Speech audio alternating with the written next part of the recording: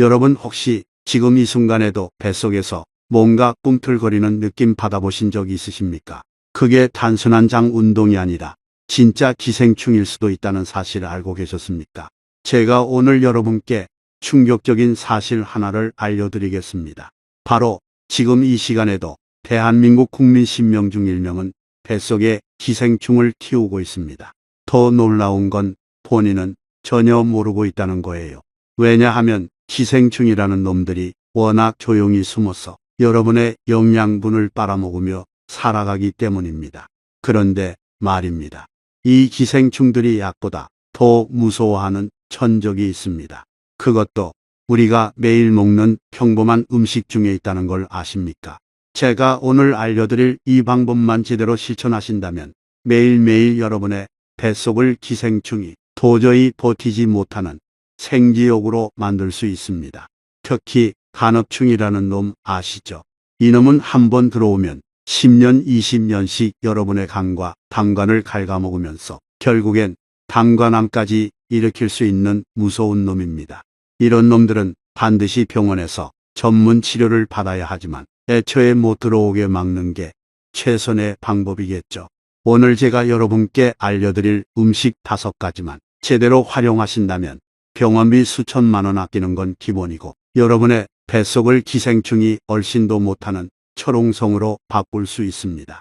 그런데 더 충격적인 사실은 많은 분들이 기생충 예방한다고 열심히 드시는 음식이 사실은 완전히 잘못 알고 계셔서 오히려 기생충을 더 키우고 있다는 겁니다. 그 음식의 정체도 오늘 완전히 폭로하겠습니다. 시작하기 전에 채널 구독과 좋아요 버튼 누르는 것을 잊지 마십시오. 그것은 제가 비싼 약 없이 오래 건강하게 사는 비결을 계속 공유하는데 큰 힘이 될 것입니다. 그리고 여러분이 이 영상을 어디서 보고 계신지 댓글을 남겨주시거나 건강에 관심이 있다면 숫자 1을 남겨주세요. 여러분의 건강 여정이 어디서 시작되었는지 무척 궁금합니다. 자, 그럼 본격적으로 시작하기 전에 제가 왜 이런 이야기를 하게 됐는지 실제로 있었던 일부터 들려드리겠습니다. 작년 여름 제 지인 가족에게 일어난 일입니다. 온 가족이 모여 저녁을 먹는데 메뉴가 소고기 육회였습니다. 사위와 딸 그리고 아버님 이렇게 셋이서 똑같은 육회를 나눠 먹었습니다. 그런데 이상한 일이 벌어졌어요. 사위는 아무런 증상이 없었지만 아버님은 그날 밤 응급실로 옮겨지셨습니다. 복통이 너무 심해서 식은땀이 비 오듯 흐르고 구토에 설사까지 온몸이 완전히 난리가 났다고 합니다. 똑같은 음식을 먹었는데 왜 이런 차이가 생겼을까요? 바로 늙어버린 위장 때문입니다. 젊을 때 우리 위산이 얼마나 강력한지 아십니까? pH가 1.5에서 2.0 정도 되는데요. 이게 어느 정도냐면 세못도 녹일 수 있는 수준입니다. 염산이랑 비슷한 강도예요. 그러니까 우리 위장이 마치 용광로 같다고 보시면 됩니다. 기생충이나 세균이 들어와도 이 용광로를 통과하면서 뜨거워하고 바로 죽어버리는 거죠. 그런데 나이가 들면서 이 위산이 점점 약해집니다. 60대가 되면 위산 분비량이 젊을 때의 절반으로 줄고 70대가 되면 30%도 안 남습니다. 그러니까 기생충 입장에서는 여기 미지근하니까 살기 딱 좋은 환경이네 하고 신나서 파티를 벌이는 거예요. 실제로 식품의약품안전처에서 발표한 자료를 보면 정말 충격적입니다. 우리나라 국민 10명 중 1명은 기생충을 가지고 있다고 해요. 더 놀라운 건 민물고기를 즐겨 드시는 분들의 간흡충 감염률이 무려 8%나 된다는 겁니다. 100명 중 8명이란 말이에요. 생각보다 엄청 많죠. 그래서 제가 오늘 알려드릴 이 5가지 음식이 정말 중요한 겁니다. 이 음식들은 단순히 영양분을 주는 게 아니라 우리 몸속을 기생충이 절대 살 수 없는 환경으로 만들어주는 천연 무기들입니다. 그럼 이제부터 5위부터 차례대로 하나씩 자세히 알려드리겠습니다. 그런데 그냥 단순히 음식 이름만 알려드리는 게 아니라 왜 이 음식이 기생충을 죽이는지 그 과학적인 원리부터 실제로 어떻게 먹어야 효과가 있는지 그리고 많은 분들이 잘못 알고 계신 부분까지 완벽하게 파헤쳐 드리겠습니다. 자, 먼저 5위는 바로 식초입니다. 아, 식초가 뭐 그렇게 대단한가? 그거 그냥 신맛 나는 조미료 아니야? 이렇게 생각하실 분들이 계실 텐데요. 천만의 말씀입니다. 식초야말로 우리 조상님들이 수천 년 동안 써온 천연 소독약이자 기생충 킬러입니다. 제가 왜 이렇게 말하는지 과학적으로 설명해 드리겠습니다. 식초의 주성분인 아세트산이라는 성분이 있는데요. 이 아세트산이 우리 위장 환경을 강력한 산성으로 만들어줍니다. 아까 말씀드린 것처럼 나이가 들면서 위산이 약해진다고 했잖아요. 식초가 바로 그 부족한 산성을 보충해주는 역할을 하는 겁니다. 일본 도쿄대학 기생충학 연구팀에서 아주 흥미로운 실험을 했습니다. 기생충을 식초 희석액에 넣고 관찰했더니 불과 30분 만에 90% 이상이 죽었다고 합니다. 더 놀라운 건 기생충 알까지 파괴됐다는 거예요. 그만큼 기생충은 산성 환경을 극도로 싫어합니다. 그런데 여기서 정말 중요한 게 있습니다. 식초를 어떻게 먹느냐가 관건이에요. 많은 분들이 그냥 만두 찍어 먹을 때나 초고추장 만들 때만 쓰시는데 그것만으로는 기생충 예방 효과를 제대로 볼 수 없습니다. 제가 권하는 가장 효과적인 방법을 알려드리겠습니다. 아침에 일어나자마자 따뜻한 물 한 컵에 식초 한 숟가락을 타서 드세요. 이게 공복에 들어가면 위장 전체를 산성으로 코팅하는 효과가 있습니다. 마치 위장에 보호막을 씌우는 것처럼요. 그러면 아침에 드시는 음식과 함께 혹시 들어올 수 있는 기생충이나 세균이 이 산성 환경을 만나자마자 여기 너무 쉬워서 못 살겠다 하고 바로 죽어버리는 거죠. 그리고 식사할 때도 활용법이 있습니다. 냉면 드실 때 식초 겨자 꼭 넣으시고요. 특히 여름철에 냉면 많이 드시잖아요. 그때 식초를 듬뿍 넣으면 시원하기도 하고 기생충 예방도 되고 일석이조입니다. 또 오이무침, 미역 초무침 같은 초무침 반찬을 자주 드세요. 이런 초무침 반찬들이 단순히 입맛 돋우는 역할만 하는 게 아니라 우리 몸을 지키는 방패 역할을 한다는 걸 기억하셔야 합니다.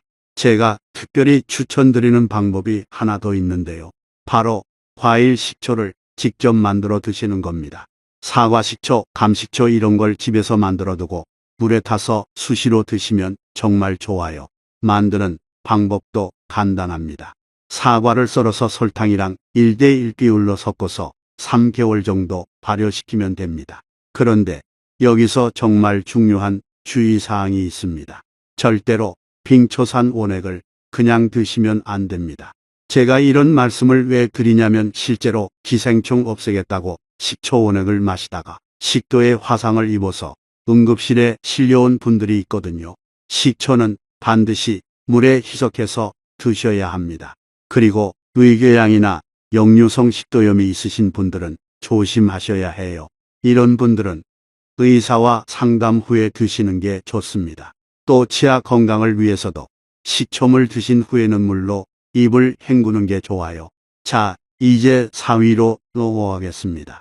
4위는 바로 마늘입니다. 마늘 하면 다들 그거 몸에 좋은 거 알지, 항암 효과도 있고 혈관 건강에도 좋고 이렇게 생각하실 텐데요. 그런데 제가 감히 말씀드리는데 여러분이 그동안 드셨던 마늘은 진짜 마늘이 아니라 그냥 양념이었을 확률이 90%입니다. 무슨 말이냐고요? 마늘의 진짜 힘은 알리신이라는 성분에서 나오는데요. 이 알리신이라는 놈이 정말 대단한 놈입니다. 기생충한테는 완전히 미사일 같은 존재예요. 기생충의 세포막을 뚫고 들어가서 내부를 완전히 파괴시켜버립니다. 그래서 실제로 기생충학 교과서에도 마늘이 천연 구충제로 소개되어 있을 정도입니다.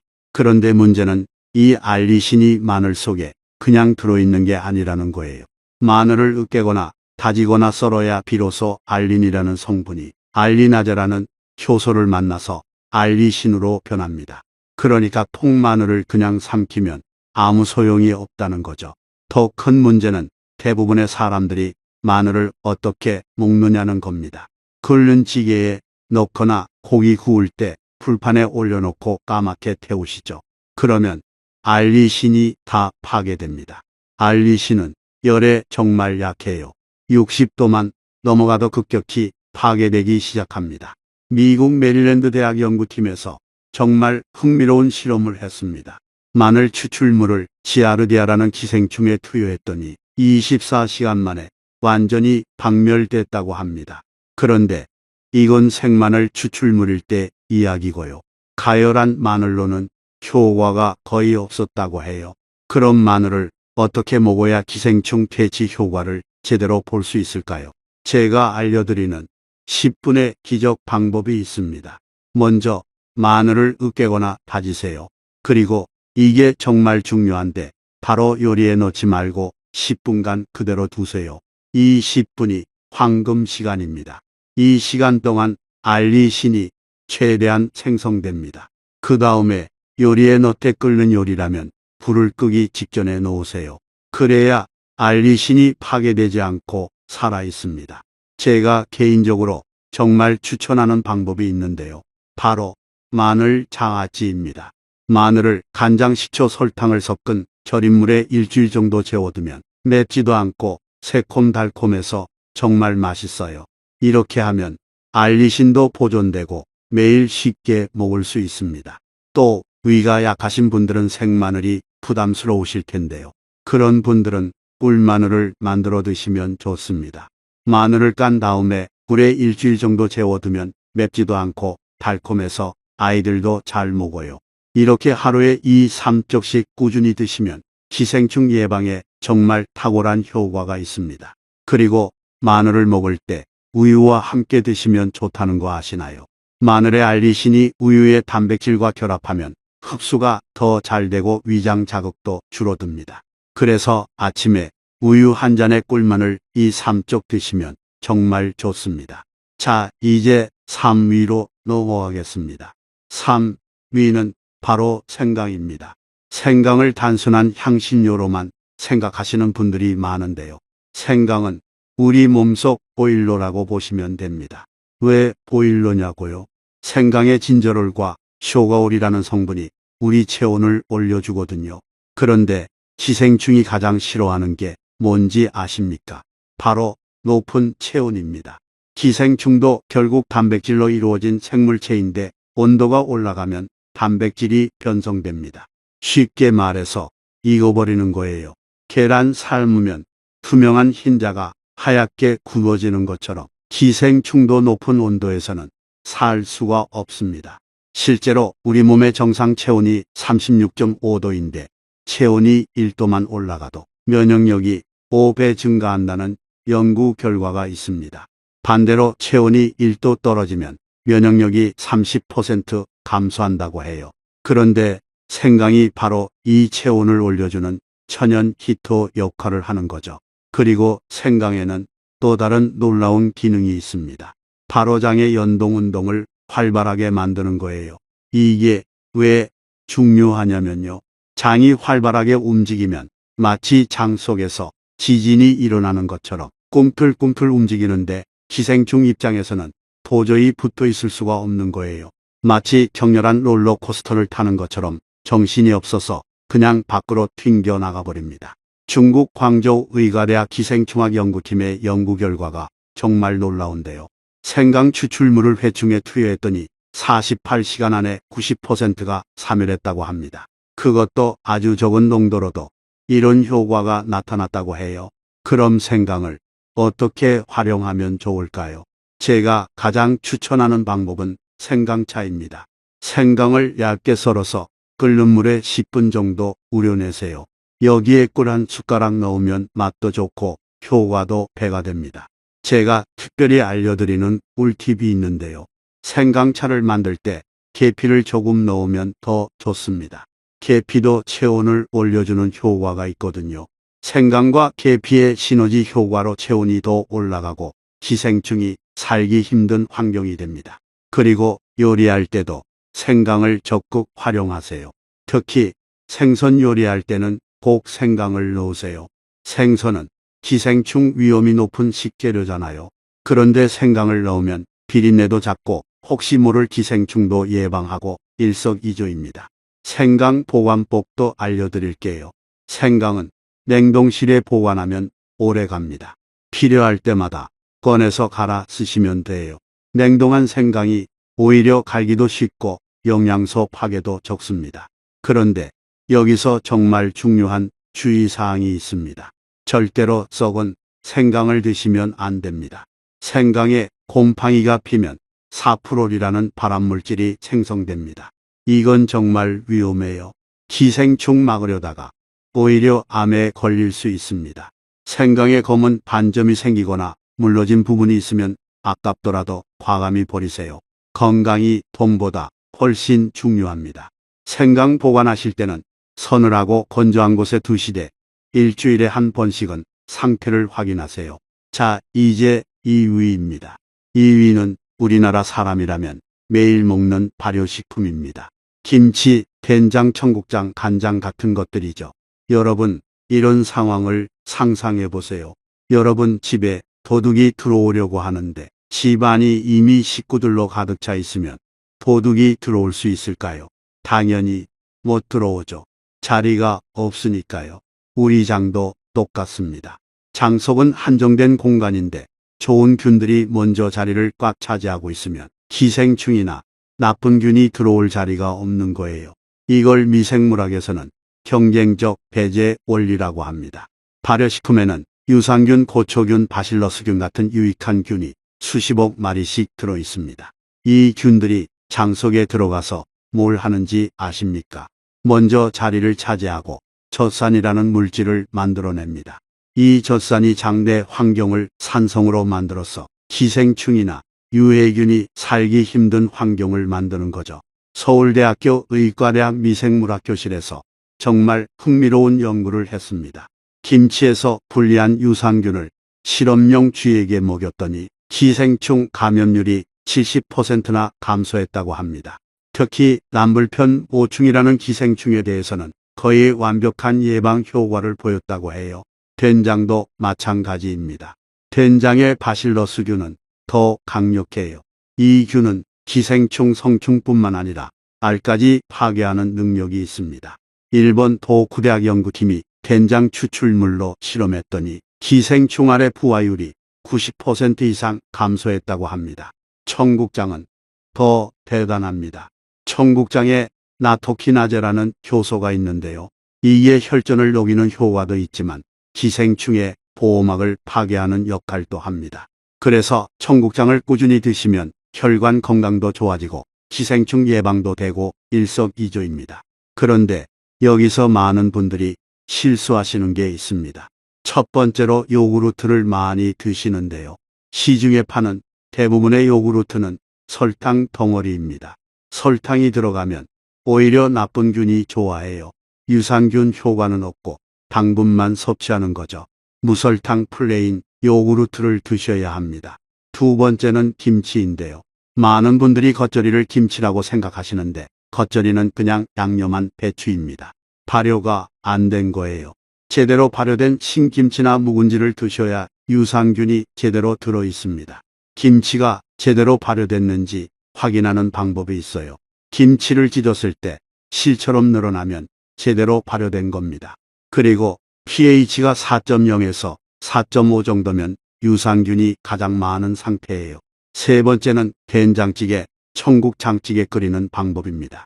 많은 분들이 처음부터 된장이나 청국장을 넣고 팔팔 끓이시는데 그러면 유익균이 다 죽습니다. 된장이나 청국장은 불 끄기 직전에 넣고 한 소끔만 끓이세요. 그래야 살아있는 균을 섭취할 수 있습니다. 제가 특별히 추천하는 발효식품이 하나 더 있는데요. 바로 막걸리입니다.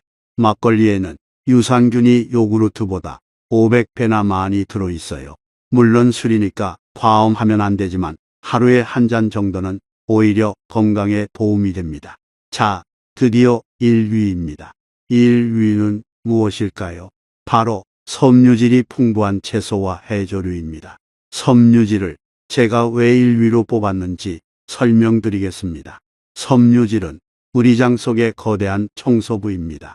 빗자루처럼 장벽에 붙어있는 찌꺼기, 독소, 그리고 기절한 기생충까지 싹 쓸어서 밖으로 내보내는 역할을 합니다.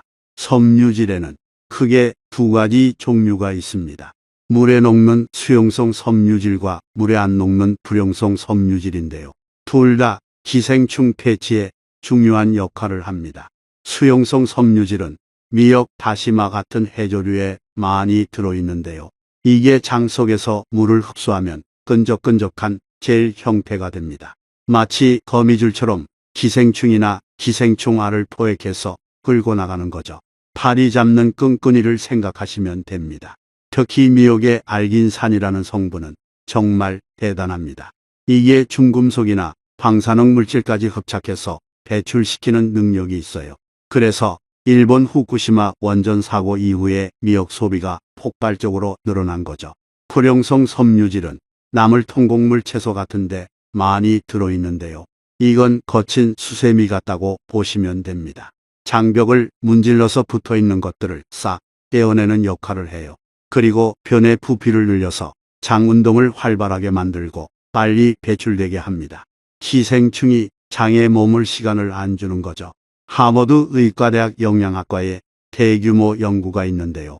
하루에 섬유질을 25g 이상 섭취하는 사람은 기생충 감염률이 60%나 낮았다고 합니다. 25g이 얼마나 되는 양이냐면 나물 반찬 3가지 미역국 한 그릇 통곡물밥 한 공기 정도입니다.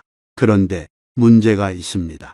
나이 드신 분들이나 위장이 약한 분들이 채소를 많이 드시면 배에 가스가 차고 소화가 안 된다고 하시죠. 소도 아닌데 풀만 뜯어 먹으면 탈난다고 하시는 분들이 많습니다. 그래서 제가 특별히 알려드리는 방법이 있습니다. 생채소 말고 나물 반찬으로 드세요. 시금치나물, 콩나물, 고사리나물, 취나물 이런 숙제 반찬이 소화도 잘 되고 섬유질도 풍부합니다. 나물 반찬 만드는 비법을 알려드릴게요. 나물을 데칠 때 소금을 조금 넣으면 색도 선명해지고 영양소 파괴도 줄어듭니다. 그리고 무칠 때 들기름이나 참기름을 꼭 넣으세요.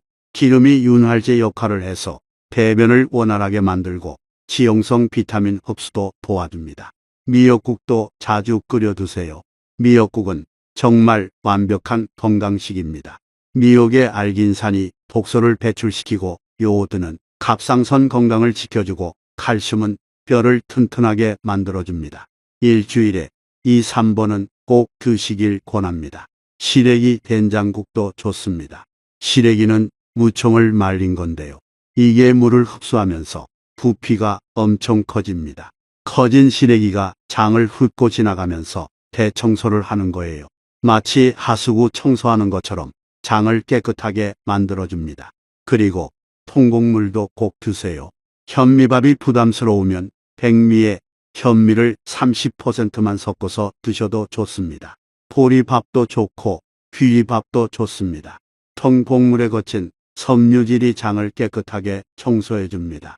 자, 여기까지 5가지 음식을 모두 소개해 드렸습니다. 식초, 마늘, 생강, 발효식품, 섬유질 이 5가지만 제대로 활용하셔도 여러분의 뱃속은 기생충이 절대 살 수 없는 철옹성이 됩니다. 그런데 잠깐 여기서 정말 중요한 이야기를 꼭 해야겠습니다. 많은 분들이 오해하시는 부분이 있거든요. 하지만 여러분, 여기서 잠깐 정말 무서운 진실을 하나 짚고 넘어가야겠습니다. 지금까지 제가 알려드린 음식들이 기생충 예방에 탁월한 효과가 있는 건 맞습니다. 그런데 이걸 듣고 그럼 식초물 마시고 마늘 많이 먹으면 병원 안 가도 되겠네, 이렇게 생각하시면 절대 안 됩니다. 왜냐하면 이미 몸속에 들어와서 자리를 잡은 기생충은 음식으로 못 잡습니다. 특히 간흡충 같은 무서운 놈들은 한번 들어오면 10년, 20년씩 여러분의 간과 담간에 붙어서 살아갑니다. 마늘 한 트럭을 씹어 먹어도 끄떡없어요. 이런 놈들은 반드시 전문 치료제가 필요합니다. 간흡충 치료제는 디스토시드라는 약인데요.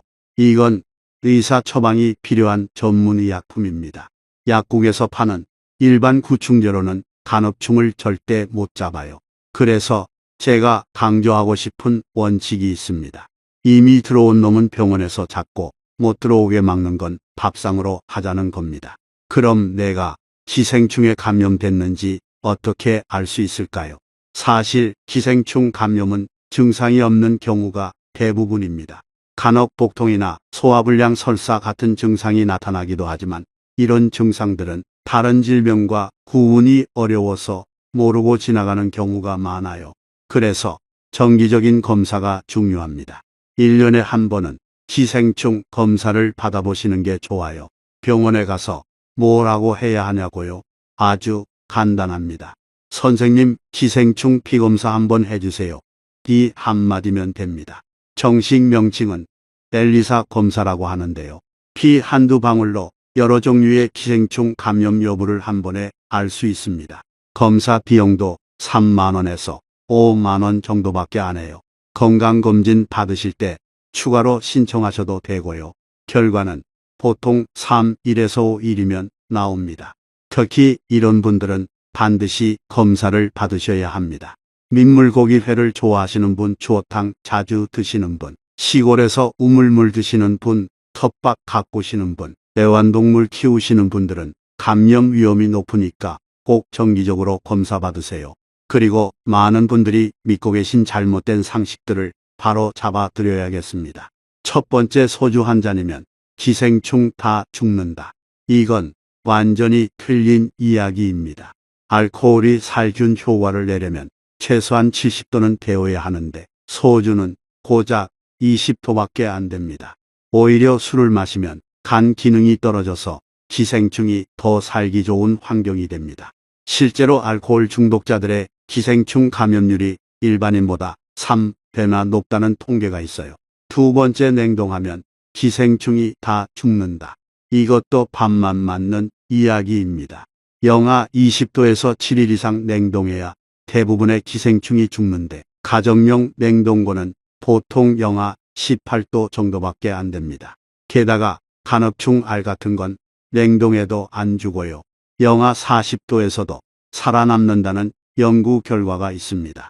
세 번째, 매운 음식 먹으면 기생충이 죽는다. 이것도 잘못된 상식입니다. 고추의 캡사이신 성분이 일부 세균을 억제하는 효과는 있지만 기생충에는 별 효과가 없어요. 오히려 너무 매운 음식을 자주 먹으면 위장 점막이 손상돼서 기생충이 침투하기 쉬운 환경이 될 수 있습니다. 자, 그럼 이제 정말 실생활에서 놓치기 쉬운 기생충 감염 경로들을 알려드리겠습니다. 이건 정말 중요한 내용이니까 꼭 기억하세요. 첫 번째는 주방입니다. 주방에서 가장 위험한 물건이 뭔지 아십니까? 바로 도마와 칼입니다. 많은 분들이 하나의 도마로 모든 걸 다 썰어요. 생선 손질하고 그 도마에서 바로 과일 썰고 김치 썰고 이러시는데 이게 정말 위험합니다. 생선이나 고기에 있던 기생충 알이나 세균이 도마의 칼자국 사이에 남아있다가 그대로 생으로 먹는 음식에 옮겨가는 겁니다. 이걸 교차 오염이라고 하는데 식중독의 주요 원인이기도 합니다. 그래서 도마는 최소한 2개는 있어야 합니다. 육류, 생선용 하나, 채소, 과일용 하나 이렇게요. 색깔이 다른 걸로 사서 구분하시면 좋습니다. 빨간 도마는 고기, 파란 도마는 채소, 이런 식으로 정하면 헷갈리지 않아요. 만약 도마가 하나밖에 없다면 제가 알려드리는 꿀팁이 있습니다. 우유팩을 활용하세요. 우유팩을 깨끗이 씻어서 펼치면 일회용 도마가 됩니다. 생선이나 고기 손질할 때 우유팩 위에서 하고 바로 버리면 교차 오염 걱정이 없어요. 도마 소독도 정말 중요합니다.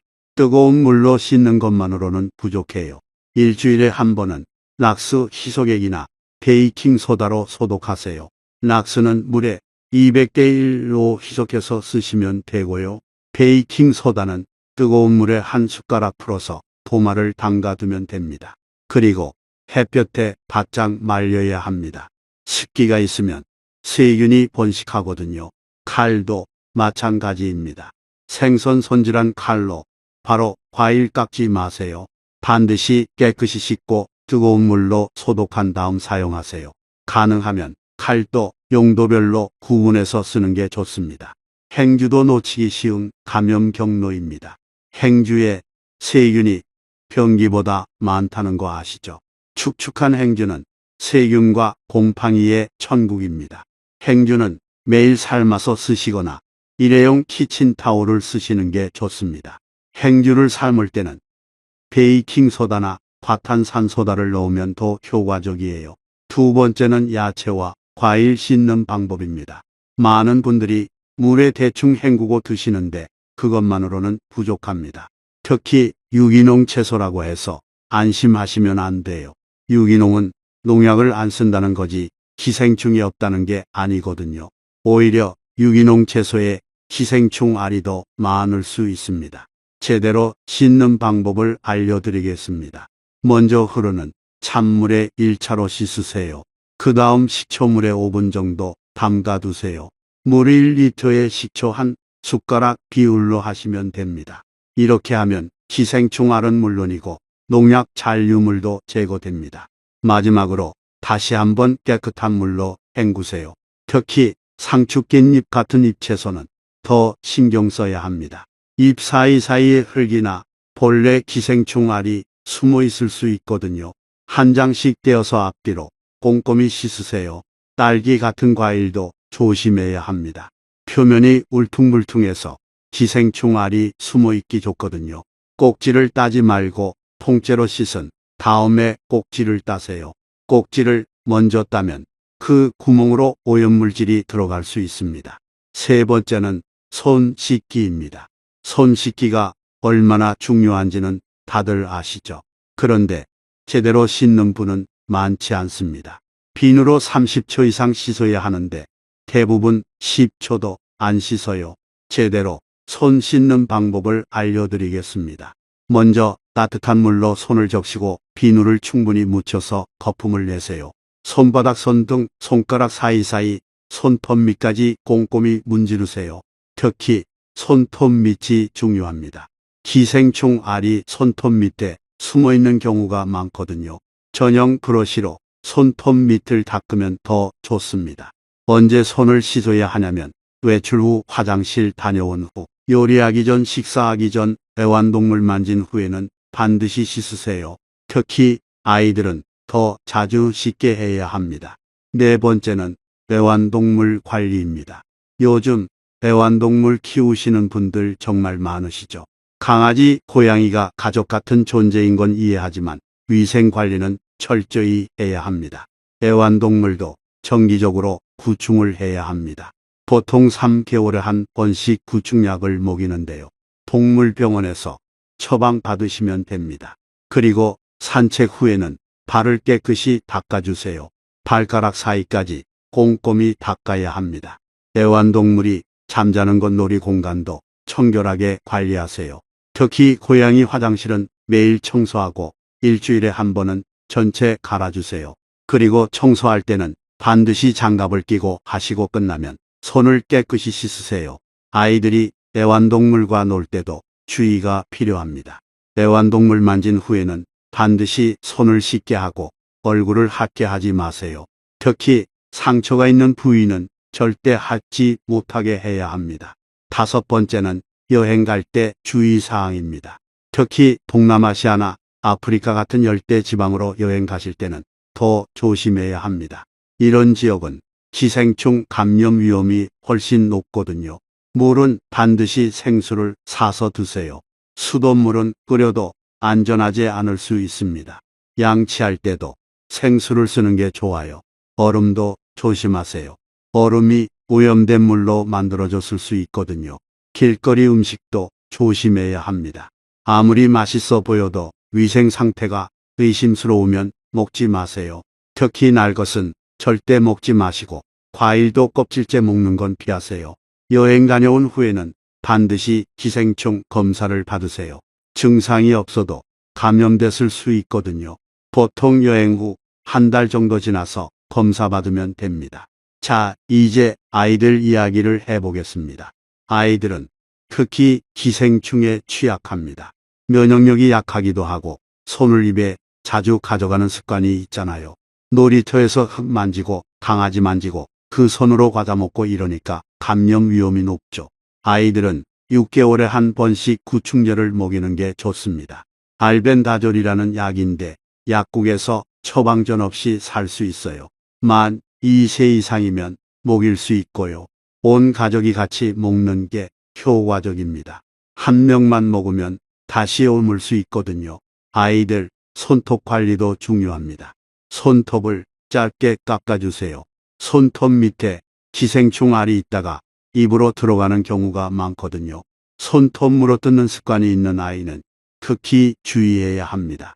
손 씻는 습관도 어릴 때부터 확실히 가르쳐 주세요. 노래 한 곡 부르는 동안 손을 씻게 하면 30초가 됩니다.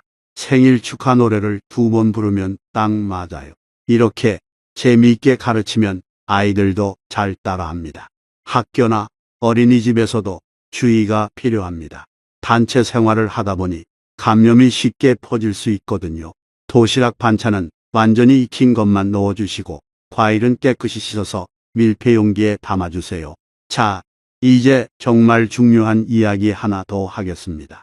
바로 우리가 자주 먹는 음식 중에 기생충 위험이 높은 것들입니다. 첫 번째는 민물고기입니다. 민물고기 회를 좋아하시는 분들 많으시죠? 붕어, 잉어, 가물치 이런 민물고기에는 간업충이라는 무서운 기생충이 있을 수 있습니다. 간업충은 간과 담간에 기생하면서 담간암을 일으킬 수 있는 정말 위험한 놈입니다. 민물고기는 절대 날로 드시면 안 됩니다. 완전히 익혀서 드세요. 찜이나 탕으로 드시는 게 안전합니다. 추어탕 같은 경우도 꼭 끓여서 드세요. 두 번째는 돼지고기입니다. 돼지고기에는 유구조충이라는 기생충이 있을 수 있습니다. 이 놈은 뇌까지 침투할 수 있는 무서운 놈이에요. 그래서 돼지고기는 반드시 완전히 익혀서 드셔야 합니다. 삼겹살 구울 때 겉은 타고 속은 덜 익은 경우가 많은데 이럴 때 위험합니다. 고기 중심부 온도가 71도 이상 되어야 기생충이 죽습니다.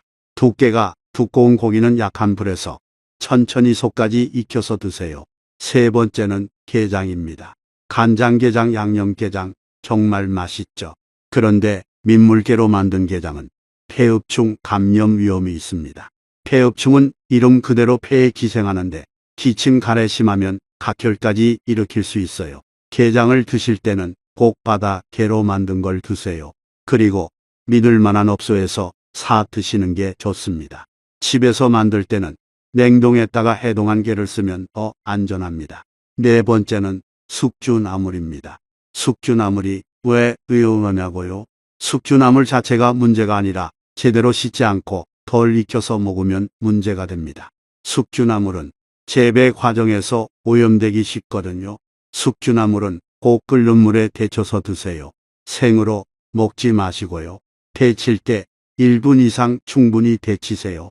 그리고 찬물에 헹굴 때도 깨끗한 물로 여러 번 헹구는 게 좋습니다. 다섯 번째는 유기농 채소입니다. 유기농이 건강에 좋은 건 맞지만 기생충 측면에서는 더 위험할 수 있습니다. 왜냐하면 유기농은 화학 비료 대신 퇴비를 쓰는데 퇴비에 기생충 알이 있을 수 있거든요. 유기농 채소일수록 더 꼼꼼히 씻어야 합니다. 특히 땅에 닿는 부분이 있는 채소는 더 신경 써서 씻으세요. 상추, 배추, 시금치 같은 잎채소는 한 장씩 떼어서 씻는 게 좋습니다. 자, 이제 기생충과 관련된 몇 가지 오해들을 풀어드리겠습니다. 첫 번째 오해, 기생충은 더러운 환경에서만 감염된다. 이건 틀렸습니다. 깨끗한 환경에서도 감염될 수 있어요. 고급 레스토랑에서 먹은 연어 초밥에도 기생충이 있을 수 있고 유기농 채소에도 기생충 알이 있을 수 있습니다. 두 번째 오해, 기생충에 감염되면 바로 증상이 나타난다. 이것도 틀렸습니다. 대부분의 기생충 감염은 증상이 없거나 아주 미미합니다. 간흡충 같은 경우 10년, 20년 동안 아무 증상 없이 살다가 나중에 담관암으로 발견되는 경우도 있어요. 세 번째 오해, 구충제 한 번 먹으면 모든 기생충이 죽는다. 이것도 잘못된 생각입니다. 구충제마다 죽일 수 있는 기생충이 다릅니다. 일반 구충제로는 간흡충이나 폐흡충 같은 건 못 잡아요. 그래서 정확한 진단이 필요한 거죠. 네 번째 오해, 선진국에는 기생충이 없다. 전혀 아닙니다. 미국이나 유럽에도 기생충 감염자가 많아요. 특히 일본은 생선의 문화 때문에 아니사키스 감염이 세계 최고 수준입니다. 다섯 번째 오해, 채식주의자는 기생충 걱정이 없다. 이것도 틀렸습니다. 오히려 제대로 씻지 않은 채소 때문에 감염될 수 있어요. 특히 유기농 채소는 더 위험할 수 있다고 아까 말씀드렸죠. 이제 마지막으로 여러분께 당부드리고 싶은 말씀이 있습니다. 오늘 처음에는 기생충 이야기로 좀 무서우셨을 겁니다. 내 뱃속에도 혹시 기생충이 있을까 걱정도 되셨겠죠. 하지만 지금은 어떠신가요? 아, 내가 이렇게 하면 충분히 예방할 수 있겠구나 하는 자신감이 생기셨나요? 그렇습니다. 우리에게는 이미 답이 있습니다. 바로 우리 조상님들이 수천 년 동안 먹어온 이 평범한 음식들이 최고의 방패가 되어줍니다. 식초 한 방울에 지혜 마늘 한 쪽에 힘생강차 한 잔에 옹기 김치 한 젓가락에 정성 나물 반찬 한 접시에 사랑, 이 모든 것이 모여서 여러분과 여러분 가족을 지키는 위대한 성벽이 됩니다. 그 성벽은 누가 쌓는 걸까요? 바로 오늘도 가족 건강을 위해 새벽부터 일어나 부엌에서 밥상을 차리는 여러분의 거친 손이 쌓아 올리는 겁니다. 그 손이 얼마나 고귀한지 아십니까? 그 손이 가족의 생명을 지키는 손입니다. 너무 공포에 떨 필요는 없습니다. 기생충도 무서워하는 게 있으니까요. 바로 우리의 지혜로운 밥상입니다. 우리에게는 병원도 있고 약도 있지만 무엇보다 매일매일 정성스럽게 차리는 따뜻한 밥상이라는 최고의 치료제가 있습니다. 자, 이제 여러분께 부탁드립니다. 오늘 이 영상이 도움이 되셨다면 꼭 가족과 친구들에게 공유해 주세요. 특히 연세 드신 부모님께는 꼭 보여드리세요. 우리 부모님 세대가 기생충에 가장 취약하거든요. 부모님 건강을 지키는 것도 효도입니다. 마지막으로 한 가지만 더 부탁드리겠습니다. 댓글에 새복이라고 남겨주세요. 세 글자에 담긴 뜻은 복을 부른다는 의미입니다. 건강한 삶, 행복한 가정, 그리고 복된 인생. 이 세 가지 좋은 기운을 여러분께 전하고 싶습니다. 말 한마디가 씨앗이 된다는 말처럼 댓글로 새복이라고 적는 그 순간 그 마음이 복이 되어 여러분과 가족에게 자연스럽게 스며들게 될 것입니다. 앞으로도 저는 계속해서 약보다 더 약이 되는 밥상 이야기, 병원비 아껴주는 알짜 정보들을 가지고 찾아뵙겠습니다. 비싼 영양제 살 필요 없이 밥상만으로 건강을 지키는 방법 알려드리겠습니다. 오늘도 긴 영상 끝까지 시청해 주셔서 정말 감사합니다. 여러분의 관심과 사랑이 저에게는 가장 큰 힘이 됩니다. 우리 다음 영상에서 또 만나요. 건강하세요.